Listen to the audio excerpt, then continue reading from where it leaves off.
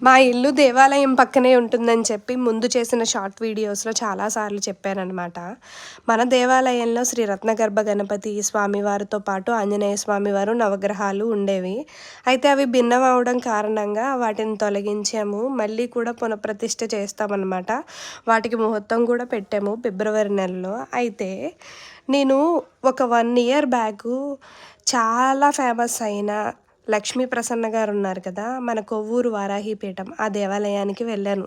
అయితే last year October నెలలో వెళ్ళి మనసులో ఎందుకో చాలా ఎమోషనల్ అయ్యి నేను చాలా దండం పెట్టుకున్నా అమ్మవారికి. అమ్మ నేను ఎప్పటికైనా వరాహిమాత దేవాలయంలో సేవ అయితే చేయాలి.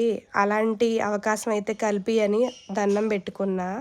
విచిత్రం ఏంటో గానీ, మా ఆయన గారికి కూడా మన దేవాలయంలో కూడా అమ్మవారిని పెడితే బావుండు కదా అనే ఆలోచనైతే వచ్చింది. ఒకరోజు సడన్‌గా తెల్లవారుజామున 3 గంటలకి మేమిద్దరం డిస్కషన్ చేసుకున్నాం అనమాట. ఏవండీ ఇలా అమ్మవారిని కూడా మన దేవాలయంలో పెడితే బావుండంటే, నిజమే నాకు కూడా అలానే అనిపిచ్చింది. నేను కూడా అదే చెప్పాలనుకుంటున్నాను అనన్నా.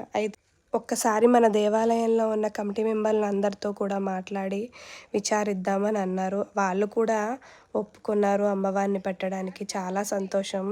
ముందు ముందు మన దేవాలయం ఇంకా అభివృద్ధి చెందాలని నేను కూడా అనుకుంటున్నాను. మన గణపతి స్వామివారితో పాటు ఆంజనేయ స్వామివారి, సుబ్రహ్మణ్య స్వామివారి, అమ్మవారి అనుగ్రహాలు కూడా అందరికీ ఉండాలని కోరుకుంటున్నాను. Thank you for watching. Please subscribe my channel.